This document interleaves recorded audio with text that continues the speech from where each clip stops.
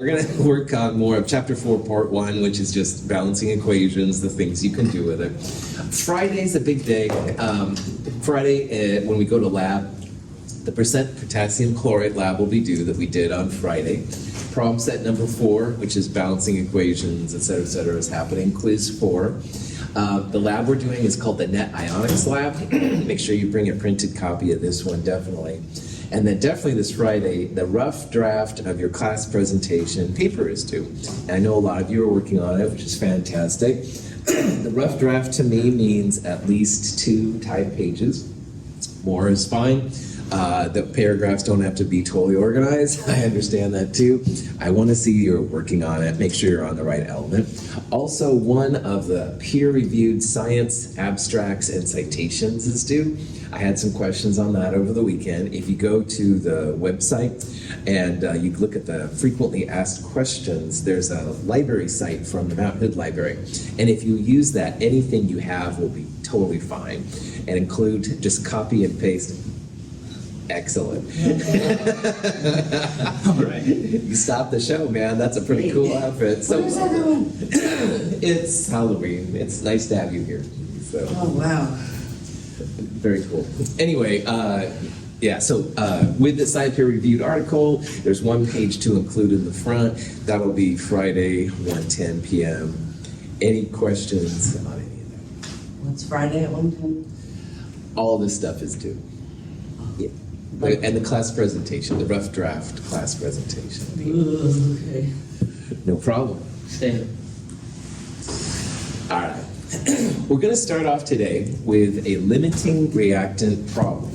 And on Friday, at the very end, I was babbling about how, like, if you came home and you wanted to make an ultimate burger and you had like 3 garden burgers and buns and cheese, the garden burgers were limiting how many of these ultimate burgers you could make. So often when you have 2 reactants, like one of them stops before the other one. And this is a good example of this. Now, this is very typical of a kind of problem you might see.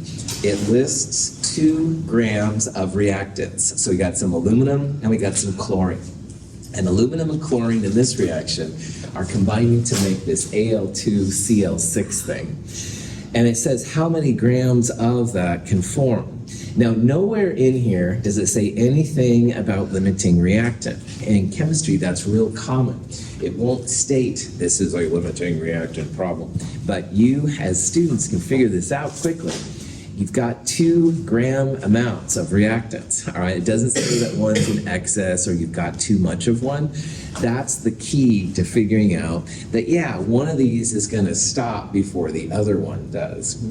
So the first thing just on these problems is that if you see 2 mass amounts or 2 amounts of reactants, all right, probably one of them will stop before the other one. Your goal is to figure out which one is the limiting reactant. All right, so there's different ways to do the limiting reactant problem, but key to that is the balanced reaction. And on Friday, we talked a lot about it, 2 aluminums, 3 times 2 because of the diatomic 6, and 6 Cls, et cetera, et cetera. Excuse me.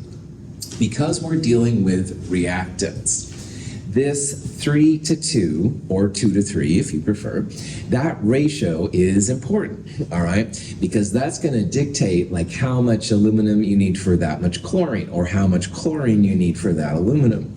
I generally try and put bigger numbers on top than the smaller numbers on the bottom. It seems easier to me to figure out, but if you want to do it 2 over 3 and flip them, that's fine too. But that's where the balanced reaction comes in handy. That 3 to 2 / 2 to 3 ratio is going to dictate how much of which reactant we have and how much is left over at the end.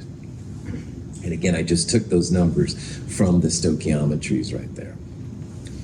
Now, if that ratio, chlorine over aluminum, is greater than 3/2, all right? So if you actually calculate moles of Cl2 and divide it by the moles of aluminum, and it comes out to be 1.6, which is greater than 1.5 3/2, then that means you have too much chlorine, not enough aluminum, all right?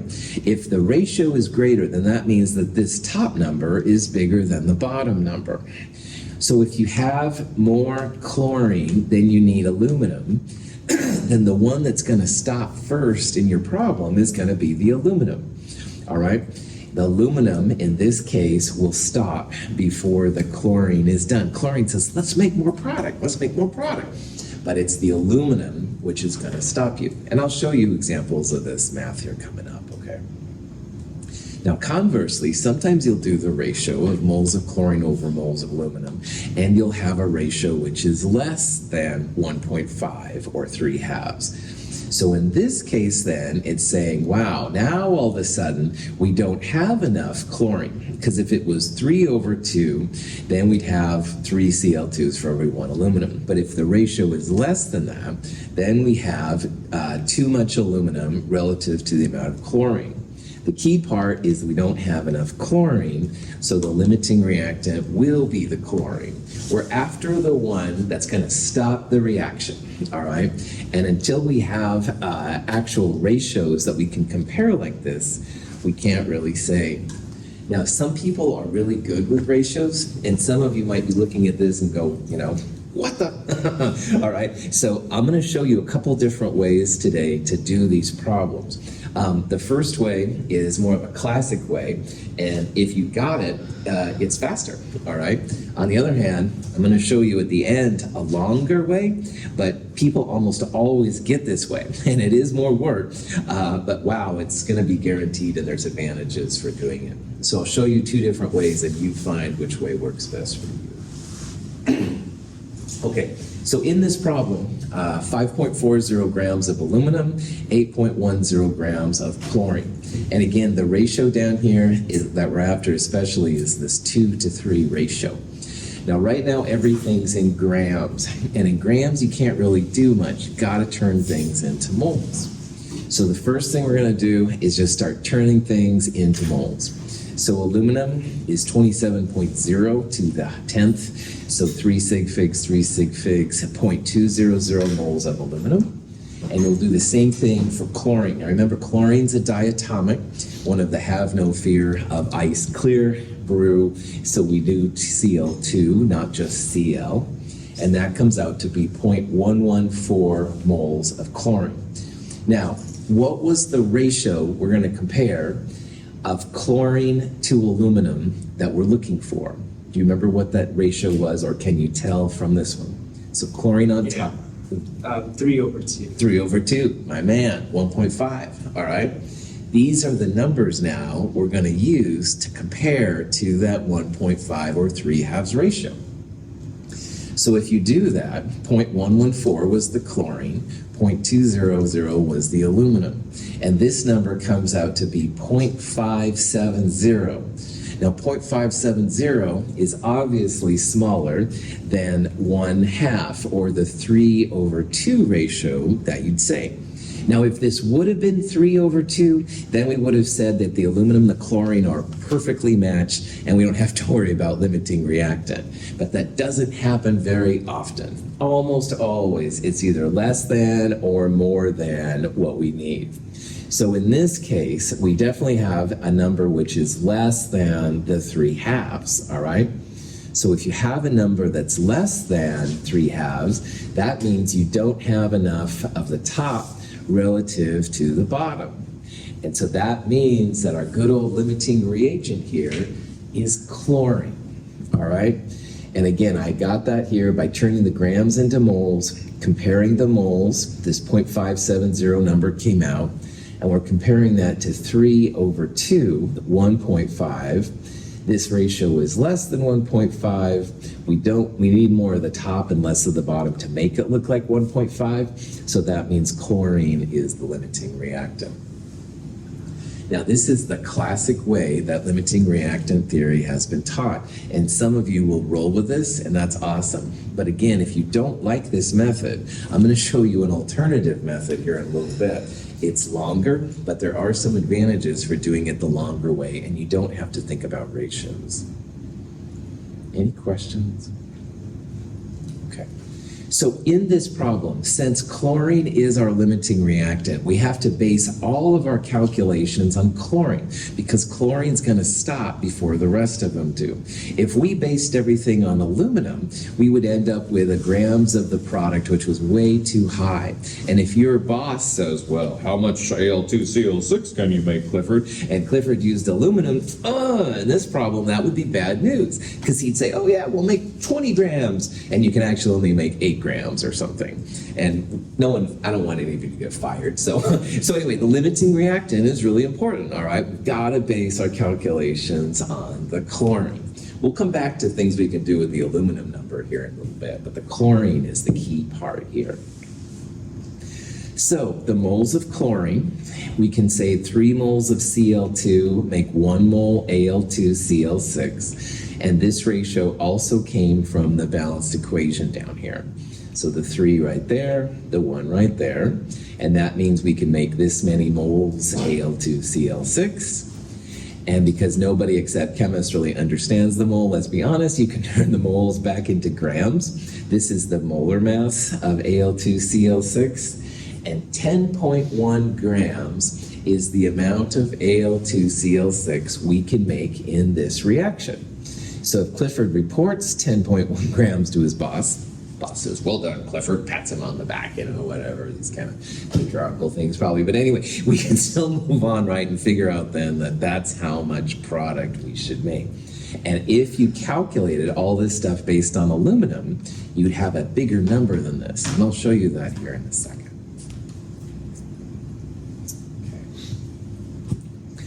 Okay. Now, in the old days, that was the only way I taught, comparing the ratios, figuring out limiting reactants, blah, blah, blah. And to be honest, a lot of my students just weren't getting it. I won't lie. So there is an alternate way to do it, and I have been using this more and more and more.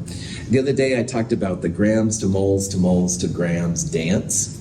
We're going to use grams to moles to moles to grams and start with both reactants and turn each reactant into grams of product.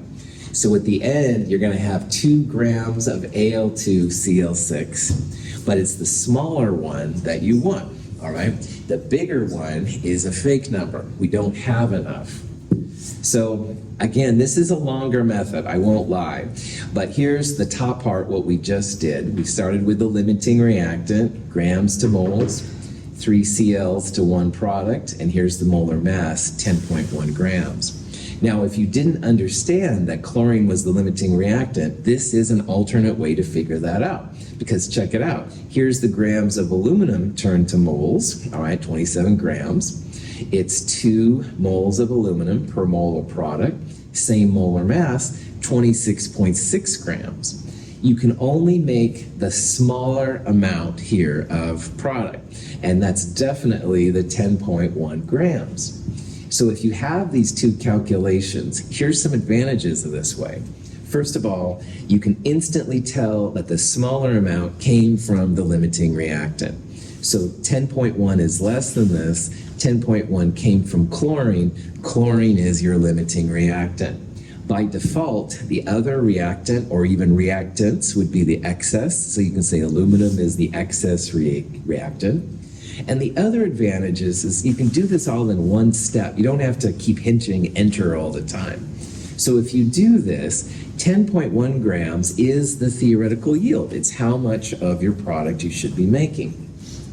So there are advantages of this way. It is longer, definitely, but if figuring out ratios and stuff isn't your bag, and that's quite all right, this way does work, and I've been pushing it more as I continue on my teachings.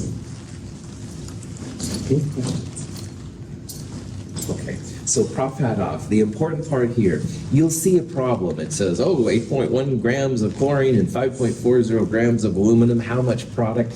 It's a limiting reactant problem. It won't usually say limiting reactant in the problem, but it is. So you have to figure out then which one is the limiting reactant.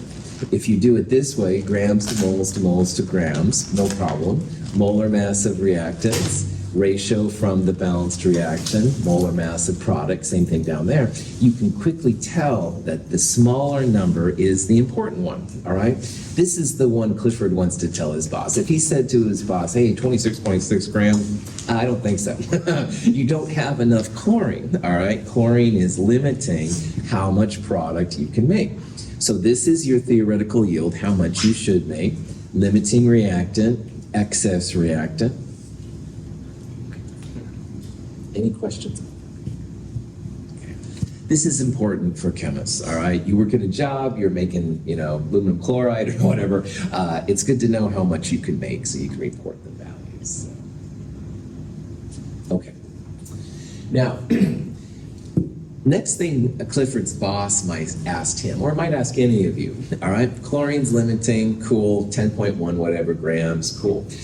How much aluminum is left over? How much was unreacted, all right? And this is important too, because usually if you put extra reactant in, it's just wasted, all right? Like usually you'll take the waste out, usually it's just gotten rid of. So it's expensive if you're into money, all right? Because you have to pay extra for the aluminum in this case. Also, it's an environmental mess because you've got aluminum then in your waste and stuff, and it's pretty nasty.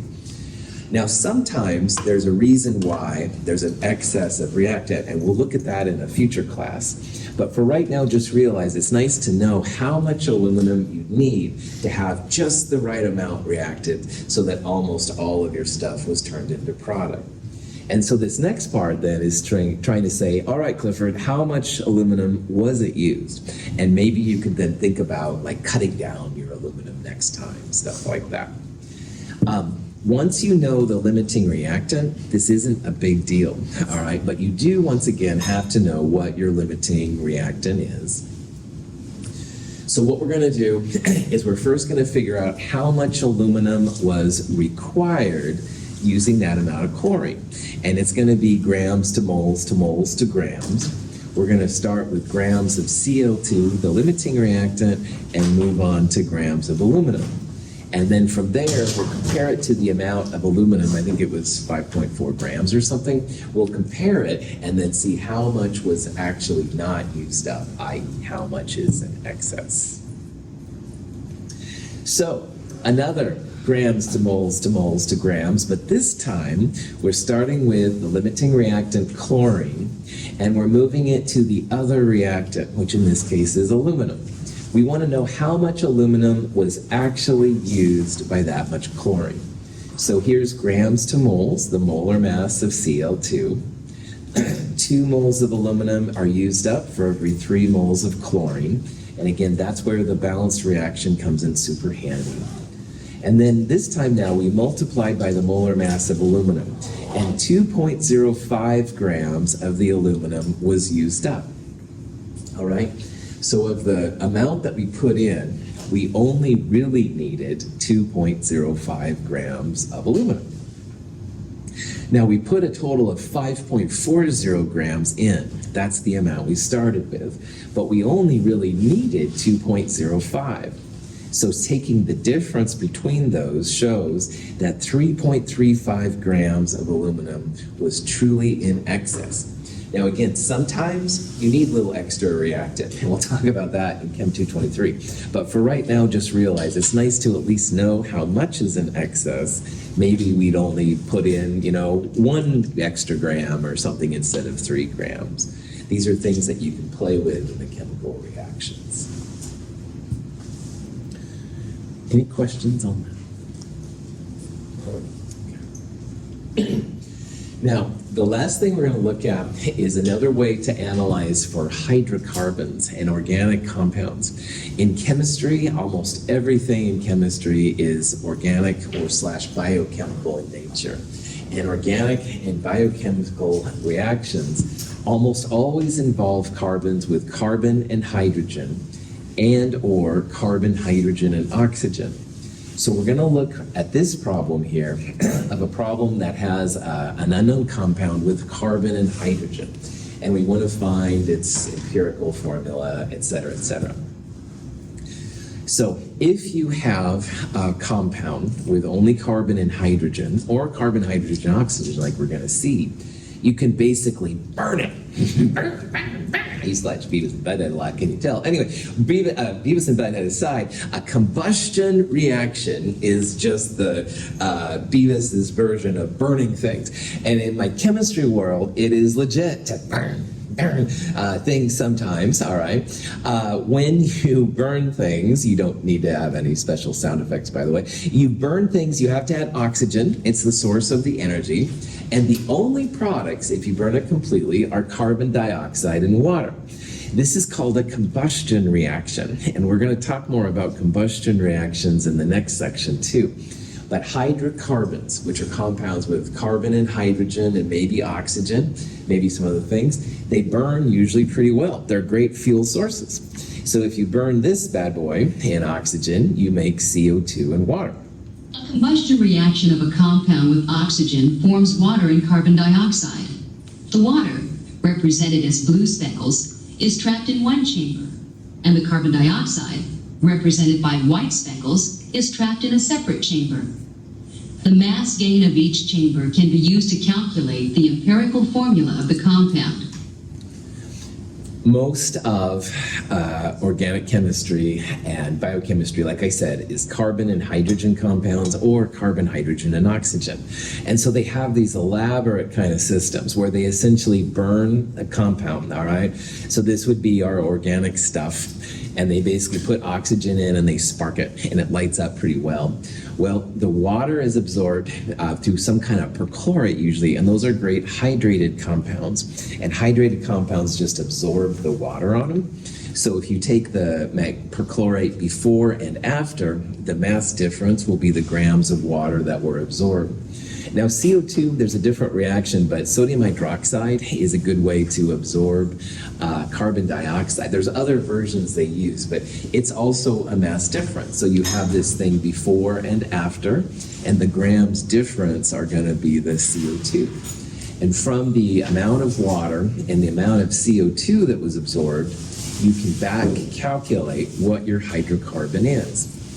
And the one post-lab question, or the exam prep question, was kind of about this. All the carbon of CO2 came from the carbon of the hydrocarbon. And you can even say there's a direct relationship. So if you end up with 3 moles of CO2, that must mean that you had 3 moles of carbon over here.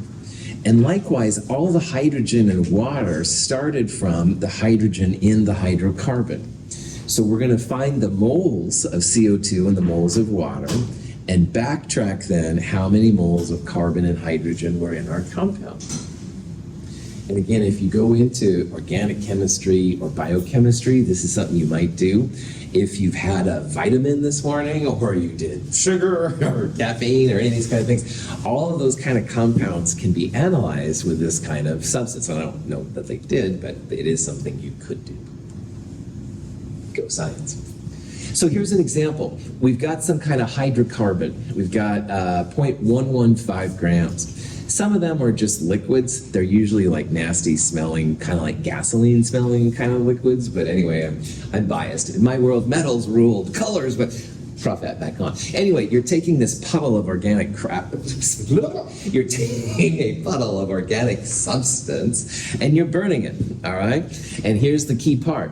All the carbon reacts with oxygen to make CO2, and all the hydrogen reacts with oxygen to make water. So in this case, the CO2 that was collected, 0.379 grams, all right? Now, grams aren't very helpful, but the moles sure are, because every carbon in CO2 started as a carbon in our hydrocarbon. And likewise, here's the water. Water has hydrogen, and the hydrocarbon has hydrogen. Now, water has 2 H's per water, so we're going to multiply by 2 here because of the formula.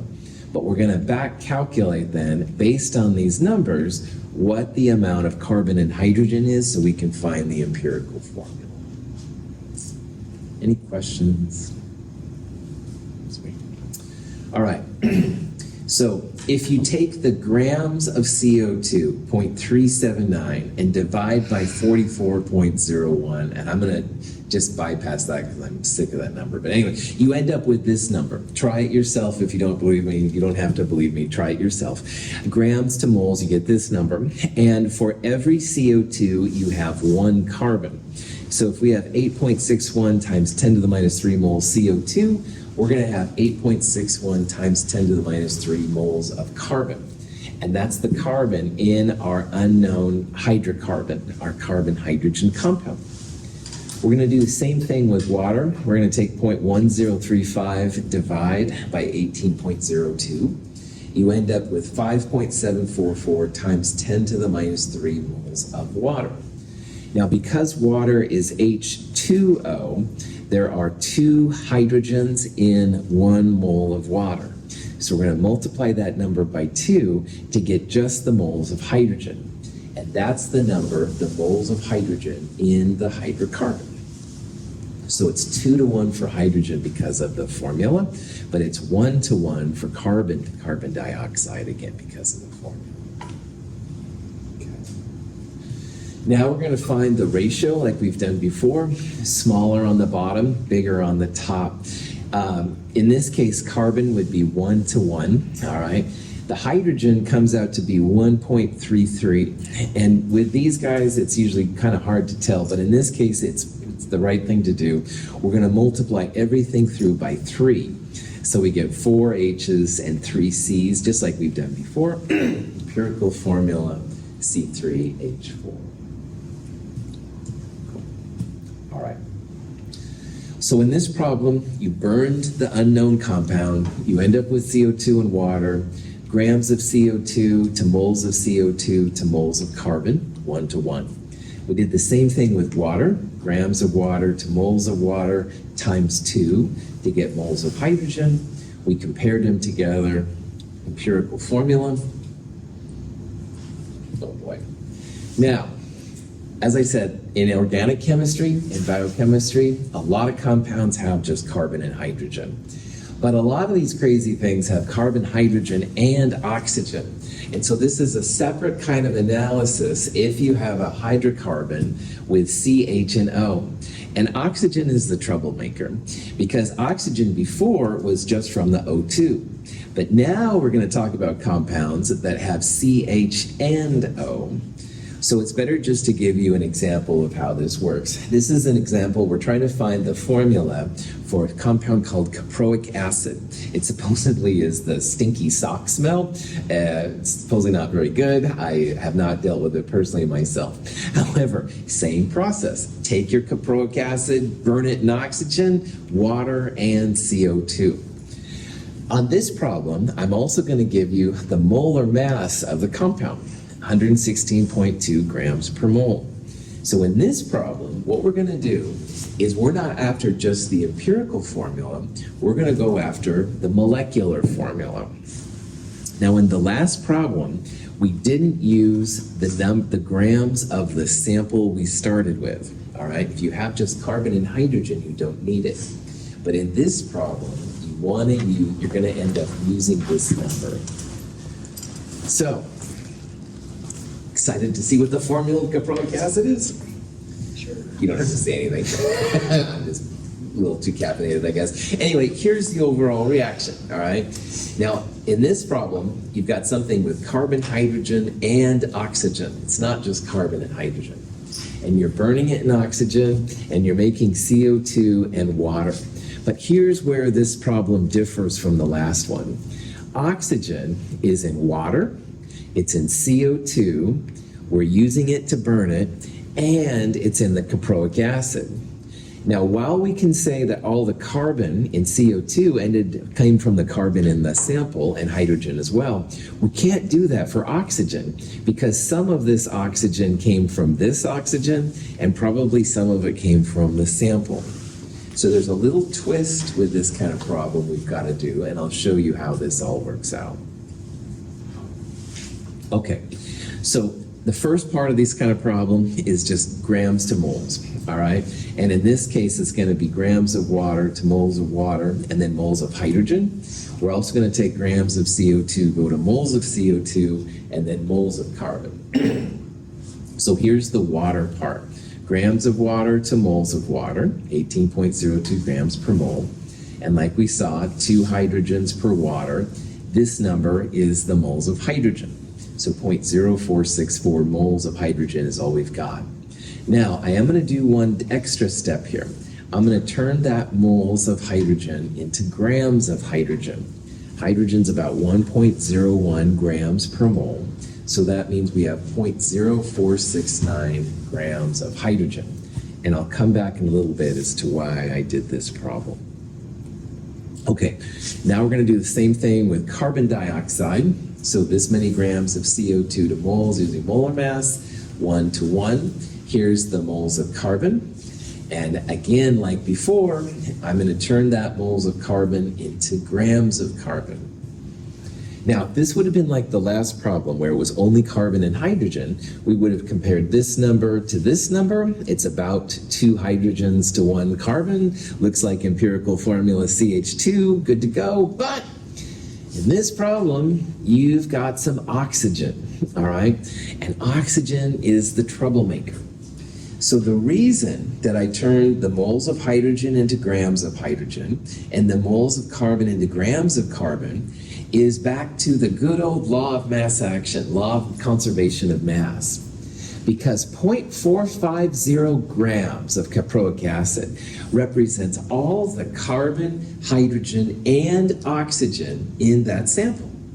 So if we take 0.450 grams and subtract the hydrogen grams and subtract the carbon grams, whatever's left is going to be the grams of oxygen in the sample.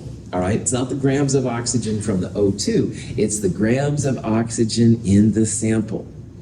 So notice, if you've got a compound, CH and O, all right, grams to moles, but also find the grams of hydrogen and carbon, because this next step then will subtract these two numbers from this number right here. Okay, so 0.450 grams is all the carbon, hydrogen, and oxygen in the sample. So if we subtract the grams of carbon and the grams of hydrogen from the last slide, we're going to have just the grams of oxygen in the caproic acid sample. So 0.450 grams, that was the initial sample of the caproic acid we started with. And we're subtracting the grams of H and the grams of C. And whatever's left, in this case 0.124 grams, that's the grams of oxygen in the sample. All right, it's not the O2 or anything like that. I'd love to use stoichiometry and say like, oh, you know, this many moles of hydrogen come from this many moles of oxygen. But you can't with these because we don't know which oxygen came from the caproic acid and which oxygen came from the O2.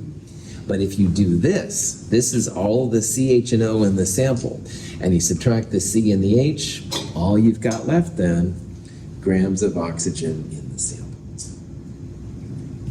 Any questions on that?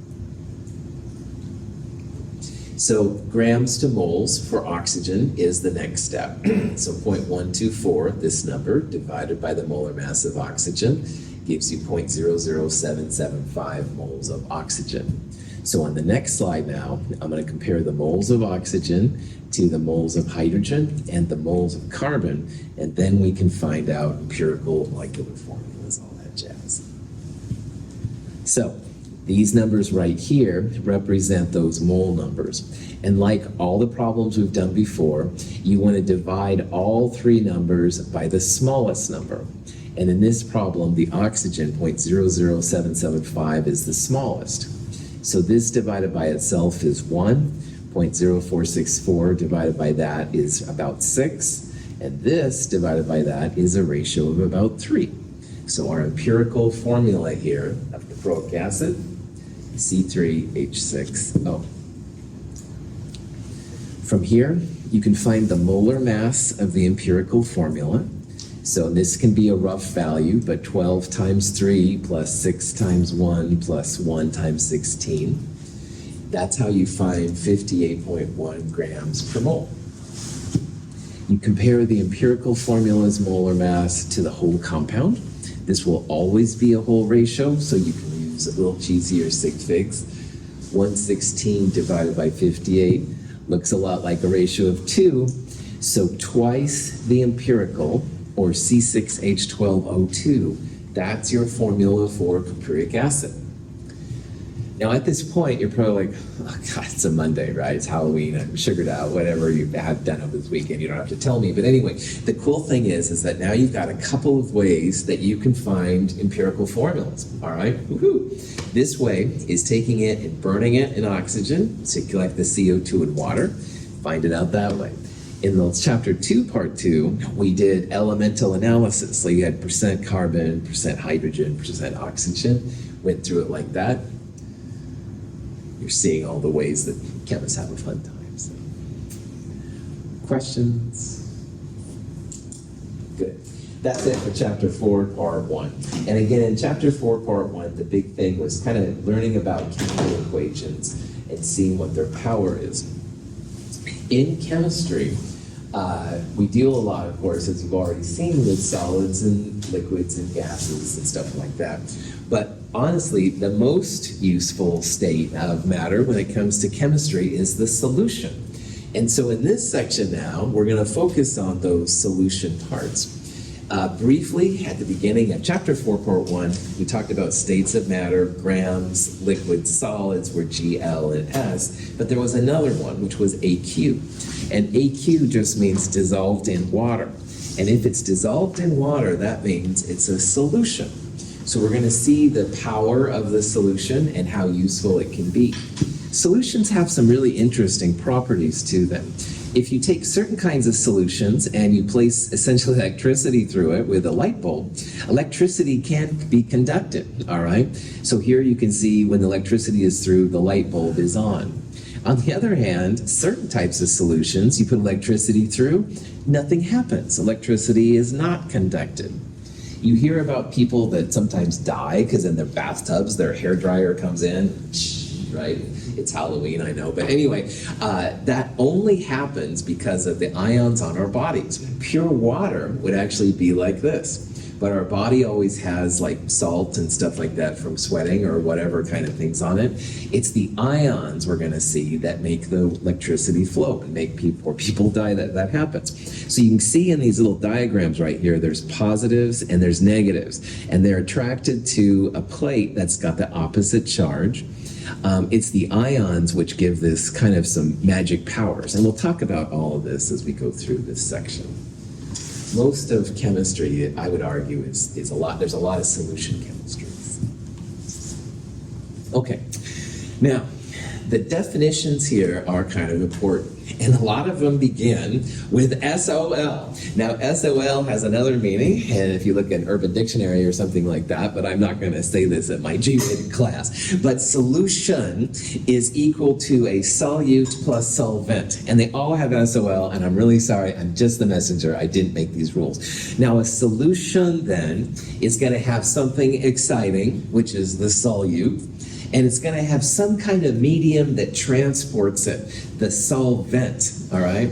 Now, solvent for us is usually going to be water. That's where the AQ part pops in. But you can have any kind of solvent. You can have two fuels mixed together. You could have, like, I don't know, pentane and octane or something like that.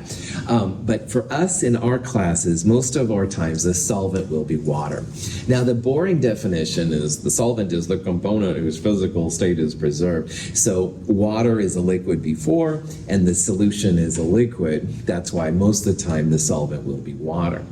And solute, they just say, is the other solution component. But honestly, solute's usually the exciting part, all right? When I go to Starbucks, I want a cup of coffee. I don't want a cup of hot water with some other stuff in it, right? The solute is like the coffee, all right? And the water would be the solvent.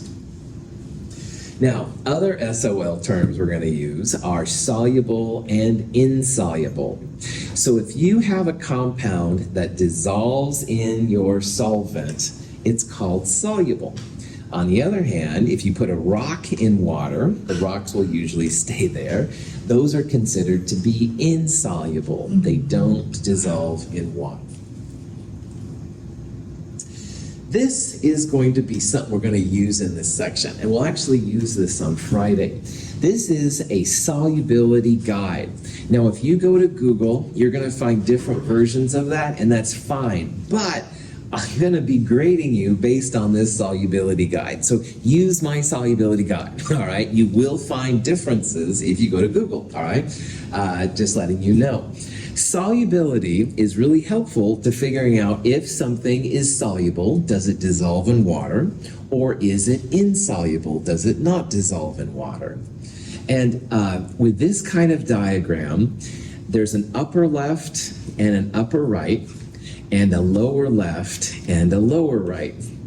Everything in the upper left and the lower right is going to be soluble, i.e. you want to write it as AQ, it dissolves in water. But everything in the upper right and the lower left is insoluble, so you'd write S by it. So I have some examples here of how this works. Let's say I was to ask you, is barium nitrate soluble? Okay, well, barium is not too many places on here. This would be barium with fluoride, so that's not right. However, if you look right here, nitrate is one of the few ions where there are no exceptions. There's nothing over on the right-hand side. So anything with nitrate, barium, sodium, lots of things, soluble, all right? There are no exceptions. So someone will say, Gracelyn is working in a research paper 5 years from now, and she's working with sodium blah, and I have no idea what the blah is, all right? The sodium, thankfully, will allow me to say, oh, she's doing with water-soluble stuff probably, because sodium is another one. Sodium has no exceptions, all right? Now, if Patrick is dealing with, let's go down to this one, barium sulfate, all right? Well, sulfates are usually AQ, but hopefully I would remember, if I was talking to him at his research institute, that barium is an exception. So barium sulfate is an exception, and that means it's insoluble. Anything on the upper right and the lower left is going to be insoluble. Most sulfates are soluble, all right, but there are some exceptions, and barium sulfate will be one of them. Okay. Now, chlorides, bromides, and iodides are things we're going to run into a lot. Most of the time, they're going to be soluble, AQ, but we will run into silver, mercury, and lead versions of those. So as an example, silver chloride is an exception. AgCl, we would write an S next to it, doesn't dissolve. Down here, most of these are insoluble. They're the big negative polyatomic ions. So for example, most hydroxides are insoluble. You'd write an S next to them. But the alkali metals, sodium, potassium, lithium, stuff like that, and ammonium are exceptions. So if we had sodium hydroxide, sodium's an alkali metal, that would be aqueous. But if we had, say, calcium hydroxide, probably not. That's probably going to be insoluble. Calcium is an alkaline earth metal that's different than alkali metals. Any questions on this? Okay. This will be a part of our lab this Friday, so we'll get a chance to use it and stuff and see what's happening. Yeah. Is there a way that we can get a bigger copy? It's in the lab, so I would try that out. And if the lab isn't big enough, I'll send you the original graphic and stuff too. So yeah. I'm sorry, this is a little, it's not labs, but are we not gonna have a lab next Friday? So I talked about all that at the beginning. We'll talk about that after class. So yeah, totally. We're totally gonna have lab on Friday. Yeah. All right, let's keep going with this part. Now, this is something that'll become more familiar to you as you go through, all right? But there are a couple that we're gonna run into a lot. So there's some of these that are always AQ, all right? So Clifford brings me some acetate, all right? And again, I don't know what the first part even means and I can't spell it. Acetate, fortunately, is on this list, all right? So acetate for us always AQ. We're going to run into chloride, bromide, and iodide a lot as well. All right, so know that the silver, mercury, and lead are kind of exceptions. But there's a heck of a lot of chloride, bromides, and iodides that aren't soluble too, so that'll be helpful. So becoming familiar with this is the goal of this lab. Speaking of which, here's an example of a kind of question you might see. All right, and it says, which of the following is the only insoluble salt in water? Now, does insoluble mean we're going to put an S next to it or an AQ next to it? S, my man, that's right. Insoluble means it doesn't go in water. So we're looking for something that's either going to be in the upper right-hand side or the lower left-hand side of this piece. So here's ammonium nitrate. All right, well, nitrate, like I said, is one of the ones where there's no exceptions. And same thing for ammonium, too. So this one will definitely be AQ. So this will be soluble, it's not insoluble. Now, if you go down the list, hydroxide is down here in the insoluble part. So it might be tempting to say that this will be insoluble, but sodium is an alkali metal. So sodium hydroxide has a sodium, and up here, sodium has no exceptions. So sodium hydroxide will also be AQ, soluble. But iodide, which is usually soluble, does have as an exception a lead ion. So if lead 2 plus and iodide come together to make PbI2, that one is going to be insoluble. It's one of the exceptions to the rule. It could also be, for example, the mercury ion or silver chloride, stuff like that, but all of those will be AQ. Now, for these two right here, you could look at the different tables, but again, remember, all these crazy alkali metals, lithium, potassium, soluble. It doesn't actually explicitly say lithium right there, but you could also find this from chloride. Chloride is almost always AQ. It's not AQ if you was silver, mercury, and lead.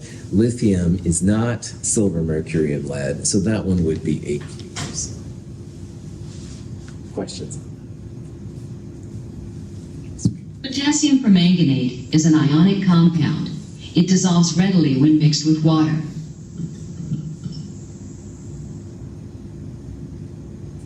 Dissolution involves the breaking of the bonds that hold the compound together.